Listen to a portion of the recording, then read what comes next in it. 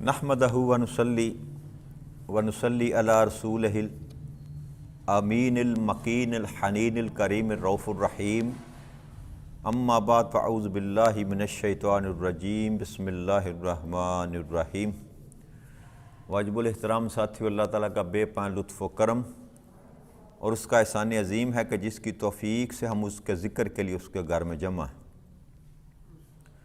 آج ہم اپنے سبق کا آغاز سورہ البقرہ کی آیت نمبر 174 سے کریں گے، جس میں اللہ کریم نے ارشاد فرمایا ان الذین یکتمون ما انزل اللہ من الکتاب ویشترون بہ ثمنا قلیلا اولئک ما یأکلون فی بطونہم الا النار ولا یکلمہ اللہ یوم القیامت ولا یزکیہم ولہم عذاب علیم۔ اللہ کریم ارشاد فرماتے ہیں کہ بے شک جو لوگ کتاب کو جو اللہ نے نازل فرمائی ہے چھپاتے ہیں اور اس کے بدلے حقیر رقم قیمت وصول کرتے ہیں، وہ لوگ سوائے اپنے پیٹوں میں آگ بھرنے کے کچھ نہیں کھاتے، اور اللہ قیامت کے روز ان سے کلام تک نہیں فرمائے گا اور نہ ہی ان کو پاک کرے گا، اور ان کے لیے دردناک عذاب ہے۔ یہاں اللہ کریم اصلاً جو خطاب کیا جا رہا ہے، جو مخاطب ہیں، وہ بنی اسرائیل میں یہود جو لوگ تھے، ان کو مخاطب کیا جا رہا ہے کہ ان کے اندر یہ بیماری پائی جاتی تھی، جیسے کہ پہلے پارے میں بھی یہ ذکر گزر چکا ہے کہ جب وہ تلاوت کرتے تھے تورات کی یا ان سے کچھ سوال کیا جاتا تھا آقا کریم صلی اللہ علیہ وسلم کی بابت، آپ کی نبوت کے متعلق، تو وہ تورات میں وہ آیات جن میں آقا کریم صلی اللہ علیہ وسلم کا ذکر موجود تھا، آپ کے اوصاف تھے، آپ کے جمال کا تذکرہ تھا، آپ کی آمد کا تذکرہ تھا، آپ کا اسم گرامی لکھا ہوا تھا، تو ان کو چھپا لیتے تھے۔ تو اللہ کریم یہ ارشاد فرما رہے ہیں کہ ایک تو بیماری یہ تھی کہ وہ چھپا لیتے تھے، اور دوسری بیماری کہ اس کے بدلے میں حقیر قیمت حاصل کرتے تھے، یعنی کہ انہوں نے تورات کو کاروبار کا ذریعہ بنا لیا، تورات کو، اللہ کے کلام کو کاروبار کا ذریعہ فرما لیا۔ جیسے ماشاءاللہ ہمارے چند اصحاب ہیں ایسے، اب تو تعداد ان گنت ہے نا، اللہ تعالیٰ ہمیں معاف فرما دے، کہ جنہوں نے قرآن کو ذریعہ معاش بنا لیا، اس ہدایت نامے کو جو اللہ نے انسان کو سیدھے رستے پر ڈالنے کے لیے بھیجا، اللہ نے اپنے ساتھ، اپنے محبوب کے ساتھ تعلق جوڑنے کے لیے بھیجا، اس کتاب کو بھی لوگوں نے اپنے معاش کا ذریعہ بنا لیا۔ اور یہ جو اللہ کریم فرماتے ہیں نا کہ وَيَشْتَرَوْنَ بِهِ ثَمَنًا قَلِيلًا، تو ثَمَنًا قَلِيلًا کا مطلب یہ نہیں ہے کہ وہ 100-200 روپے میں جو ہے نا اپنا کاروبار کرتے ہیں۔ کہنے کا مطلب یہ ہے کہ اگر کروڑوں روپے بھی وہ کما لیں تو آخرت کے معاملے میں وہ تھوڑا سا ہی ہے، یعنی کہ جو اجر اللہ کریم نے حق بیان کرنے کا رکھا ہوا ہے، اگر آپ اس حق کو چھپاتے ہیں یا حق کو بدلتے ہیں، بیچ دیتے ہیں، کا مطلب یہ ہے بدلنا میں بھی اسی میں آئے گا کہ اللہ نے کچھ کہا اور آپ نے تھوڑے سے اپنے فائدے کے لیے یا تھوڑی سی قیمت وصول کر کے اس کو بدل دیا، تو یہ مطلب ہے سامنن قلیلا، کہ تھوڑے سے مال کے بدلے بیچ دیتے ہیں۔ آپ جتنی بھی کمائی کر لیں دنیا میں میرے دوستو، وہ تھوڑی ہی ہے، کیونکہ زندگی تھوڑی ہے، یہ زندگی محدود ہے، تو آپ جتنی بھی کمائی کر لیں گے وہ تھوڑی ہی ہے۔ کتنا آپ کما سکتے ہیں زندگی میں. اس لیے اللہ نے لفظ سامنن قلیلا کہ اللہ کے ہاں اس کی جو قیمت ہے نا وہ جو تم کماتے ہو وہ کچھ بھی نہیں, اس کی حیثیت کچھ بھی نہیں. تو تم اس بے حیثیت اور بے توقیر دولت کی نظر اپنی اس آخرت کی زندگی کو کر رہے ہو, محض کس لیے؟ چند دنیا کے فائدے حاصل کرنے کے لیے. تو یہ دونوں ہی چیزیں جو ہیں نا, یہ دونوں ہی بدبختیاں یہ دارہ ہی ہیں اسلام کے ماننے والوں میں بھی, اور اسلام دین اسلام کا علم رکھنے والوں میں, اور کتاب کے حامل جو ہیں, ہم جو بیٹھے ہیں جو کتاب کے وارث سمجھتے ہیں اپنے آپ کو, قرآن کے ماننے والے, یہ دونوں کی دونوں بیماریاں پائی جاتی ہیں. چھپانا بھی, اللہ کے احکامات کو چھپانا کہ اللہ نے کچھ کہا اور آپ کچھ کہہ رہے ہیں. آپ سے سوال کیا, مجھ سے سوال آپ کرتے ہیں اگر, تو کوئی ایسی بات جو میرے عقیدے کے خلاف جاتی ہے یا جو میں بیان کر رہا ہوں اس سے ٹکراتی ہے تو میں چھپا جاؤں, میں اس کو درگزر کر کے آگے گزر جاؤں جی, تاکہ جو میں نقطہ نظر بیان کر رہا ہوں کہیں اس کی نفی نہ ہو جائے. میرے عقیدے میں کوئی معاملہ جو ہے اس کو وہ کہیں اس کے خلاف نہ میری آیت کریمہ جو میں پڑھ رہا ہوں چلی جائے تو میں وہاں درگزر کر جاؤں. یہ لوگ کرتے ہیں, یاد رکھیے گا. قرآن میں سے آیتیں چن چن کر جو ہے نا وہ بیان کرتے ہیں, سارے قرآن کو بیان نہیں کریں گے, آیتیں چن چن کر جو ان کے عقیدوں کو سپورٹ کرتی ہے نا وہ چن کر اس کو بیان کرتے ہیں.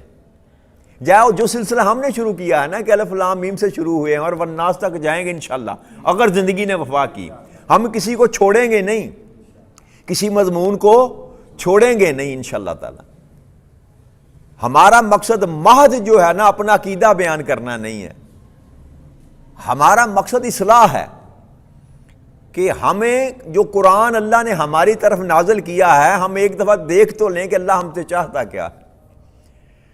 تو اس لیے ہم چھپائیں گے نہیں, انشاءاللہ نہیں چھپائیں گے, نہ بدلیں گے نہ چھپائیں گے. اگر نہ چاہتے ہوئے کوئی غلطی ہو جائے تو اللہ معاف کرنے والا, چاہتے ہوئے انشاءاللہ تعالی اللہ کی فضل و توفیق سے نہ بدلیں گے نہ چھپائیں گے, جو حق ہے وہ بیان کرنے کی پوری کوشش کریں گے. باقی اللہ معاف کرنے والا. اگر غلطی ہو جائے, کوتاہی ہے, کجی ہے, علم ہے ہی نہیں, جاہل ہیں ہم, تو اگر اللہ کی منشا کے مطابق کچھ ہم بیان نہ کر سکے تو اللہ معاف کرنے والا ہے. لیکن ہماری خواہش یہ نہیں ہے, اللہ ہمیں معاف فرمائے اگر ایسا کچھ ہو جائے تو اللہ کہہ رہا ہے کہ جو جان بوجھ کر چھپاتے ہیں, حق کو چھپاتے ہیں, یا یہ ہے کہ کچھ قیمت وصول کر لیتے ہیں, تو اللہ کہتا ہے کہ وہ سوائے اپنے پیٹوں میں آگ بھرنے کو اور کچھ نہیں کر,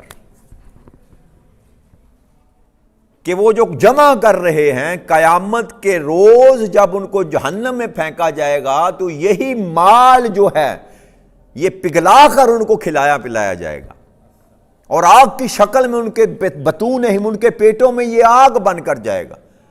جو بھی کمائی آپ نے حرام کی یا جو اللہ کی احکامات کی خلاف ورزی کرتے ہوئے, اللہ کی کتاب کو بدلتے ہوئے جو کچھ بھی آپ نے کمایا, اللہ کہتا ہے وہ جہنم میں آگ بن کر آپ کے پیٹوں میں اس کو ڈالا جائے گا, آگ بن کر ڈالا جائے گا. اور پھر اس سے بڑھ کر سب سے جو بڑا بدبختی جو اس پر سوار ہوگی اس دن, اللہ نے فرمایا کہ اللہ ان سے کلام ہی نہیں کرے گا. اب کیا بنے گا اس انسان کا کہ جس ہستی نے انسان پر کرم کرنا تھا, فضل کرنا تھا, معاف کرنا تھا, درگزر کرنا تھا, جب آپ اس کی عدالت میں پیش ہوئے تو وہ سب سے کائنات کا سب سے بڑا عادل آپ سے اپنا رخ ہی اگر پھیر لے گا تو پھر آپ کو کون بچائے گا؟ جس نے آپ کے لیے سزا اور جزا کا فیصلہ کرنا تھا وہ آپ کو دیکھتے ہی اگر اپنا چہرہ ہی پھیر لے گا تو پھر آپ کو کون بچائے گا؟ تو یہ اتنا بڑا جرم ہے, یاد رکھیے گا اللہ کے نزدیک. اللہ فرما رہے ہیں کہ جو ایسے بدبخت ہیں جو میری کتاب میں سے میرے احکامات کو چھپاتے ہیں یا اس کے بدلے قیمت وصول کرتے ہیں, تو میں قیامت کے دن ان سے کلام کرنا ہی پسند نہیں کروں گا. تو کیا بنے گا ایسے لوگوں کا؟ کس کام کی یہ دولت, کس کام کی یہ عزت, کس کام کی یہ شہرت؟ آپ نے اگر کلام کو چھپا کر، آپ نے کلام کو بدل کر اگر دنیا میں اپنا نام بھی کما لیا، مفتی اعظم بھی کہلا لیا، شیخ القرآن بھی کہلا لیا، شیخ الاسلام بھی کہلا لیا، کوئی بھی رتبہ اپنے آپ کو دے لیں، لوگ آپ کے نام کا ڈنکا بجے اگر پوری کائنات میں بھی، لیکن جو سزا قیامت کے دن آپ کے لیے اللہ کریم نے مقرر کی کہ تو جتنا بھی محترم و مکرم دنیا میں ہو، میری نظر میں تیری کوئی حیثیت ہی نہیں ہے، میں تو تجھے اپنا بندہ بھی شمار نہیں کروں گا، اس دن تو میں تو تجھے اپنا بندہ ہی شمار نہیں کروں گا، تم سے اپنا چہرہ پھیر لوں گا، تم میں تکنا بھی گوارا نہیں کروں گا، تو کیا بنے گا اس بندے کا؟ پھر اللہ کریم نے فرمایا اور نہ ہی ان کو پاک کرے گا، کہ انسان ہے، انسان کے وجود کے ساتھ گناہ ہیں لگے ہوئے، لاشیں ہیں، گناہ کی لاشیں ہوگی نا، اور کیا پلیدگی ہونی ہے؟ ہم تو نہا دہلا کر غسل دے کر دفناتے ہیں نا، ساری جو گندگی اتار لیتے ہیں، لیکن جس پلیدگی کی اللہ کریم بات کر رہے ہیں وہ انسان کے گناہ ہیں، وہ انسان کی بدعمالیاں ہیں۔ تو جو بدعمالیاں، جو گناہ انسان کے وجود کے ساتھ جائیں گے جب حشر میں اٹھایا جائے گا، تو اللہ کہتا ہے میں ان کو پاک نہیں کروں گا۔ کیوں؟ وہ جو رحمت کا معاملہ، جو کرم کا معاملہ، جو فضل کا معاملہ تھا، وہ تو رکھا ہی اس نے اپنے بندوں کے لیے تھا، اپنے فرما برداروں کے لیے رکھا تھا، ایمان والوں کے لیے رکھا تھا، جو سرے سے ہے ہی نافرمان، اللہ کہتا ہے اس کو میں پاک بھی نہیں کروں گا، ساری غلاظتوں سمیت اس کو جہنم میں پھینک دوں گا۔ اور تیسرا یہ فرمایا کہ ان کے لیے دردناک عذاب ہوگا، دردناک عذاب ہوگا۔ تو دنیا کی لذتیں اور دنیا کی شہوات کے لیے اللہ کے احکامات سے منہ پھیرنے والا آخرت میں اس کا کچھ حصہ نہیں ہے۔ اللہ نے بات کھول کر بیان فرما دی۔ پھر آگے آیت نمبر 175 میں اللہ کریم ارشاد فرماتے ہیں اولئک الذین اشتروا الضلالۃ بالہدی والعذاب بالمغفرۃ فما اصبرهم علی النار، کہ حقیقت میں یہی تو وہ لوگ ہیں جنہوں نے ہدایت کے بدلے گمراہی خریدی۔ اب سودا غلط کر لیا، خریدار تو بنے، خریدار دونوں سودے انسان کے سامنے ہیں نا جی، گمراہی بھی انسان کو اللہ کریم نے دکھا دی اور ہدایت بھی دکھا دی۔ اب اللہ کہتا ہے کہ یہ بدبختی ہے ان کی کہ ہدایت ہوتے ہوئے انہوں نے سودا گمراہی کا کیا، صرف سودا گمراہی کا نہیں کیا، ہدایت کے بدلے گمراہی خرید لی۔ ہدایت خرید سکتے تھے بھئی، یہ قرآن کریم جب آپ کو بتا رہا ہے تو کون سی چیز امر مانے ہے کہ آپ اس کو نہ مانیں؟ شیطان نے بہکا دیا آپ کو، دنیا کی لذت میں ڈال دیا، تو آپ گمراہی میں مبتلا ہو گئے اور قرآن کو حق ماننے سے انکار کر دیا۔ بھئی قرآن کا انکار کیسے ہوتا ہے؟ اللہ کہتا ہے وَأَقِیمُوا الصَّلَاةَ، نماز پڑھا کرو، اور شیطان مردود نے آپ کو بہکا دیا، پھسلا دیا، آپ کو اس رستے پر ہی آنے نہ دیا، تو آپ نے قرآن کا انکار کر دیا۔ کیسے انکار ہوتا ہے قرآن کا؟ آپ کہتے ہیں میں قرآن کے ماننے والا ہوں، کیا ماننے والے ہو قرآن کے؟ قرآن کہتا ہے نماز پڑھ، جی تو آپ نماز پڑھتے نہیں، تو آپ نے قرآن کو ٹھکرا دیا، آپ نے قرآن کا انکار کر دیا۔ ایک لفظ کا، ایک حرف کا بھی اگر آپ نے انکار کیا تو گویا آپ نے پورے قرآن کو ٹھکرا دیا۔ ایک ایک حرف جو ہے قرآن کا وہ حکم ہے، اللہ کا کلام ہے، یاد رکھیے گا۔ یہ جزوی طور پر ماننا نہیں ہوتا کہ کچھ کو مان لیا کچھ کو نہیں، یہ یہود کی عادت تھی، اللہ پسند نہیں فرماتے اس بات کو۔ اگر ماننا ہے تو پورے کا پورا مانو، یہ نہیں جو دل کیا مان لیا، جو دل نہ کیا نہ مانا، یہ نہ ماننے کے برابر ہے۔ اپنی مرضی سے مانا تو پھر مانا نہیں ہے۔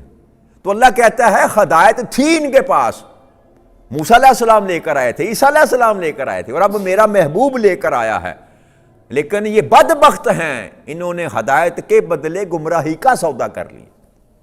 کیوں؟ کہ اس میں لذت زیادہ ہے، اس میں مال زیادہ نظر آتا ہے، اس میں عزت زیادہ نظر آتی ہے، شہرت زیادہ نظر آتی ہے، مقام و مرتبہ زیادہ نظر آتا ہے۔ تو دنیا کی لذتوں کو دیکھ کر جو ہے نا بندہ وہ ہدایت کو چھوڑ دیتا ہے اور گمراہی کا راستہ اپنا لیتا ہے۔ پھر دوسری بات اللہ نے فرمائی والعذاب بالمغفرہ، اور میری بخشش کے مقابلے میں، میری مغفرت کے مقابلے میں عذاب کو خرید لیا جانتے بوجھتے۔ اب اور اللہ کریم کیسے بتائے گا ہمیں؟ جب اللہ کہتا ہے کہ میں کھول کھول کر تمہارے سامنے اپنی آیات کو بیان کر رہا ہوں، اللہ بتا رہا ہے کہ ایک طرف میری بخشش ہے اور ایک طرف میرا عذاب ہے۔ اب خریدار تم ہو، فیصلہ تو نے کرنا ہے کہ سودا میرے ساتھ کس طرح کا تو نے کرنا ہے۔ اگر میری بخشش چاہتے ہو، میری مغفرت چاہتے ہو، میرا کرم چاہتے ہو، میرا فضل چاہتے ہو، میرا رحم چاہتے ہو، تو پھر اس طریقے پر چلو جس طریقے پر میرا محبوب تم کو کہتا، جس طریقے کو موسیٰ علیہ السلام نے اپنی امت کو کہا، جس طریقے پر حضرت عیسیٰ علیہ السلام نے اپنی امت کو کہا، اور جس طریقے پر آقا کریم صلی اللہ علیہ وسلم نے اپنی امت کو سبق دیا، اس راستے پر چلو گے تو تمہیں میری بخشش میسر آ جائے گی، اور اگر اپنی من مرضی کرو گے تو پھر تمہارے لیے عذاب تیار کر رکھا ہے میں نے۔ فما اصبرهم علی النار، اللہ کریم فرماتے ہیں کس چیز نے ان کو آگ پر صبر کرنے والا بنا دیا، یعنی کہ اپنی آنکھوں کے سامنے انسان دیکھتا ہے کہ جو فعل میں کر رہا ہوں یہ جہنم میں جانے والا ہے، لیکن پھر بھی اس پر اللہ کہتا ہے پھر بھی صبر کر جاتا ہے اس پر۔ یہاں صبر سے مراد یہ ہے کہ وہ آنکھیں بند کر لیتا ہے، بھول جاتا ہے، تصور میں یہ بات نہیں آتی کہ وہ جو آگ ہے وہ بجھنے والی نہیں ہے، اور اس کا ایندھن اللہ نے جیسے فرمایا تھا کہ اس کا ایندھن تو ہے ہی انسان اور پتھر ہیں، انسان خود اس آگ کو بھڑکائے گا۔ ہر گناہ گار جو جہنم کی آگ میں ڈالا جائے گا وہ آگ کو بڑھانے کا سبب بنے گا، تو جس کا ایندھن ہی انسان ہے، اللہ کہتا ہے وہ کیسے تو نے صبر کر لیا اس آگ کو دیکھ کر، اس آگ کو جان کر کہ تجھے اس آگ میں پھینکا جائے گا اگر تو گمراہی پر آیا، تو پھر بھی تو صابر بن گیا، تو مطمئن ہو گیا، تم نے ہلکا جانا اس آگ کو، میرے عذاب کو ہلکا جانا۔ تو اسی لیے گناہ کرتا ہے نا انسان۔ اگر حقیقت میں اس کو خبر ہو جائے، یقین ہو جائے اس بات کا کہ وہ آگ بجھنے والی نہیں، اور اس شبے میں سے کوئی مجھ کو نکالنے والا بھی نہیں ہے، تو پھر انسان محتاط ہو جائے، انسان غفلت نہ کرے۔ تو غفلت اللہ کہتا ہے اسی وجہ سے کرتے ہیں کہ شاید انہوں نے صبر کر لیا کہ خیر ہے کوئی بات نہیں، آگ ہی ہے نا۔ استغفر اللہ العظیم، استغفر اللہ العظیم، اللہ ہمیں محفوظ رکھے۔ پھر اللہ کے ارشاد فرماتے ہیں ذالک بان اللہ نزل الکتاب بالحق وان الذین اختلفوا فی الکتاب لفی شقاق بعید، اور یہ اس وجہ سے ہے کہ اللہ نے کتاب حق کے ساتھ جو نازل فرمائی ہے، بے شک جنہوں نے کتاب میں اختلاف ڈالا وہ مخالف میں بہت دور جا پڑے۔ اللہ کہتا ہے میں نے یہ کتاب جو اتاری قرآن کریم یہ حق نازل فرمائی ہے، اس میں کوئی شک والی لا ریب فی، اس میں کوئی شک والی بات نہیں ہے۔ اب بیڑا غرق کہاں پر جا کے ان کا ہوا؟ کن کا ہوا؟ جنہوں نے کتاب میں اختلاف ڈالا اور مخالفت میں بہت دور جا پڑے۔ بھئی قرآن میں اختلاف کس بات کا؟ جو اللہ کا حکم ہے اس میں اختلاف کس بات کا؟ قرآن میں اختلاف کرنے کا مطلب یہ جو اللہ کریم فرما رہے ہیں کہ آیات تو یہی پڑھتے ہیں، لیکن اس کے معنی کرنے میں، اس کے اطلاقات کرنے میں، اس کی تعویل کرنے میں اپنی مرضی شامل کر لیتے ہیں۔ مخالفت یہ ہے۔ اور دوسرا یہ کہ رحمان ایک طرف بلاتا ہے تو یہ شیطان کے پیچھے چلے جاتے ہیں۔ قرآن آپ کو کہتا ہے صراط مستقیم پر آ جاؤ، تو آپ صراط مستقیم کو قبول کرنے کے لیے تیار نہیں، اس کا مطلب ہے کہ آپ قرآن کی مخالفت کر رہے ہیں۔ جو بات میں پہلے کر رہا تھا چند لمحے، کہ اگر آپ قرآن کے احکامات کو نہیں مانتے تو گویا آپ قرآن کے خلاف جا رہے ہیں۔ تو اللہ کہتا ہے بربادی کی وجہ ہی یہ ہے کہ یہ قرآن کی مخالفت میں سفر کر رہے ہیں، اور اس کی مخالفت میں بہت دور چلے گئے۔ یعنی کہ قرآن کریم میں جو اللہ کریم کے احکامات ہیں ان کو انسان توجہ ہی نہ دے، اس پر غور ہی نہ کرے۔ بھائی مولانا صاحب لگے ہوئے ہماری تو اب حالت یہ ہو چکی ہے کہ جمعہ کے دن بھی ہم اس وقت مسجد میں جاتے ہیں جب مولوی صاحب کا خطاب ختم ہونے والا ہو. اتنے بے حس ہو چکے ہیں کہ ہمارے کانوں میں کوئی خیر کی بات داخل ہی نہ ہو سکے. اور دعویٰ بڑا ہے، دعویٰ بڑا ہے، لیکن عمل اس کے خلاف ہے. اللہ والے بنتے ہیں ہم، اللہ کے رسول کے غلام بنتے ہیں، لیکن عمل کیا ہے؟ نہ اللہ کی بات سننے کے لیے تیار ہیں، نہ رسول کی بات سننے کے لیے تیار ہیں. بس تماشے جتنے مرضی کروا لو ہم سے. یہ ابھی میلاد مصطفیٰ کریم صلی اللہ علیہ وسلم آیا نا، کل میلاد ہے، پرسوں میلاد، جھنڈیاں لگ رہی ہیں بازار میں، لائٹیں لگ رہی ہیں، جلوس نکلیں گے، لبیک یا رسول اللہ، جی درود و سلام کی محفلیں سجائی جائیں گی. ایک دن ان کو نبی یاد آئے گا. بھائی میلاد منانا احسن کام ہے، اللہ کے رسول کی آمد خیر خوشی منانا احسن کام ہے، لیکن فقط اسی پر آپ کو یاد آتا ہے کہ ہم نبی والے ہیں. کیا آپ کو 365 دنوں میں سے صرف 12 ربیع الاول کو ہی آقا کریم صلی اللہ علیہ وسلم کی یاد آتی ہے؟ باقی 364 دن کیا وہ ہمارے نبی نہیں ہیں؟ باقی 364 دن ہمارا عشق کہاں جاتا ہے؟ بھائی ہم عید مناتے ہیں، عید میلاد النبی صلی اللہ علیہ وسلم، یہ ہماری خوشی ہے. کس بات پر عید مناتے ہیں ہم؟ کس بات پر عید مناتے ہیں؟ کہ ہمیں آقا مل گئے، ہمیں اللہ نے اپنا محبوب ہمیں عطا کر دیا، اسی بات پر خوشی مناتے ہیں. تو یہ ہماری خوشی ہے کہ ہمیں محبوب خدا صلی اللہ علیہ وسلم مل گئے. اب پر آقا پہ سے بھی پوچھیں کہ آقا آپ کی بھی خوشی ہے؟ آپ کس بات سے خوش ہوتے ہیں؟ جی کہ فقط ہم نے ہی خوش ہونا ہے.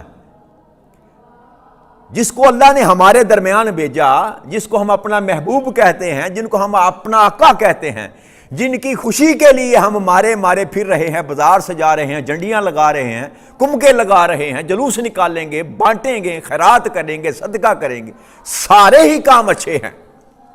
ان سے تو ذرا پوچھ لینا کہ اللہ کے رسول آپ کس بات پر خوش ہوتے ہیں؟ تو وہ کہیں گے کہ میں خوش ہوتا ہوں کہ جب حی علی الصلاۃ کی آواز آئے تو اس آواز کو سن کر تو اللہ کی بارگاہ میں کھڑا ہو جائے.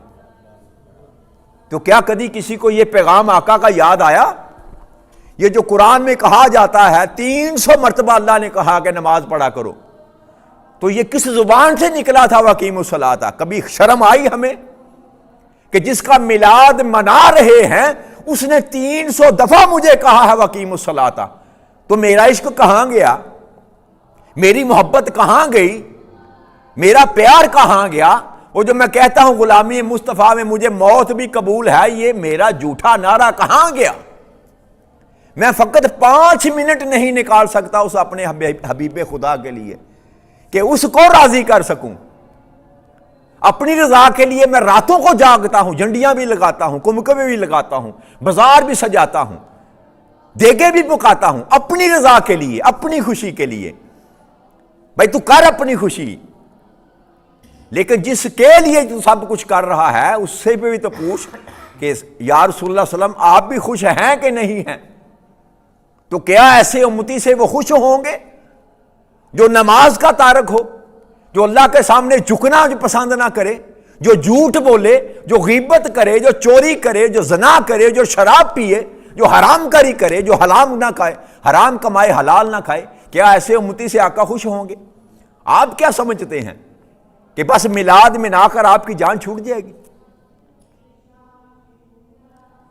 تو اس میلاد منانے کا مقصد جو ہے میرے بھائیو اس کو بھی یاد رکھیں. یہ بہت اچھا عمل ہے، میں یہ نہیں کہہ رہا. کائنات میں سب سے اچھا عمل بھی کہوں تو وہ بھی کم ہے، آقا کے میلاد پر خوشی منانا. لیکن محض خوشی منانا جو ہے یہ آقا سے وفا نہیں ہے. وفا پوری کرو، دوستی لگانی ہے تو پوری لگاؤ، ورنہ جیسے آپ دھوکہ دے رہے ہیں نا، قیامت کے دن یہ دھوکہ آپ کی آنکھوں کے سامنے پلٹ کر واپس آئے گا. آپ کو وہاں ہر شے جو ہے وہ نمایاں ہو جائے گی. یہ دھوکہ پلٹ کر آپ کی طرف آئے گا. کیوں؟ کہ اللہ اور اللہ کے رسول کو کوئی دھوکہ نہیں دے سکتا. جو دھوکہ آپ دینا چاہ رہے ہیں نا، غلامی رسول میں موت بھی قبول ہے، یہ جو دھوکہ آپ دینا چاہ رہے ہیں، جب اللہ کے سامنے آپ پیش ہوں گے، جب آقا کریم صلی اللہ علیہ وسلم کے سامنے آپ پیش ہوں گے، تو یہ دھوکہ پلٹ کر آپ کی طرف آئے گا۔ ڈریں اس وقت سے، ڈریں اس وقت سے۔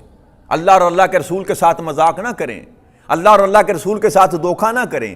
اگر غلام ہیں تو نعرہ لگائیں کہ غلامی رسول میں موت قبول ہے، اگر غلام نہیں ہے تو نعرہ مت لگائیں، پہلے غلام مصطفیٰ بن کر تو دکھائیں۔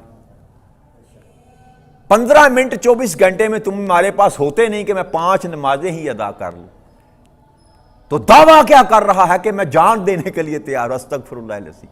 یہ محض نعرہ ہے، یہ محض نعرہ ہے۔ ایک جان کیا، 1000 جانیں بھی ہوں تو میرے آقا کریم صلی اللہ علیہ وسلم کی نعلین پاک پر قربان کی جا سکتی ہیں، لیکن کون کرے گا؟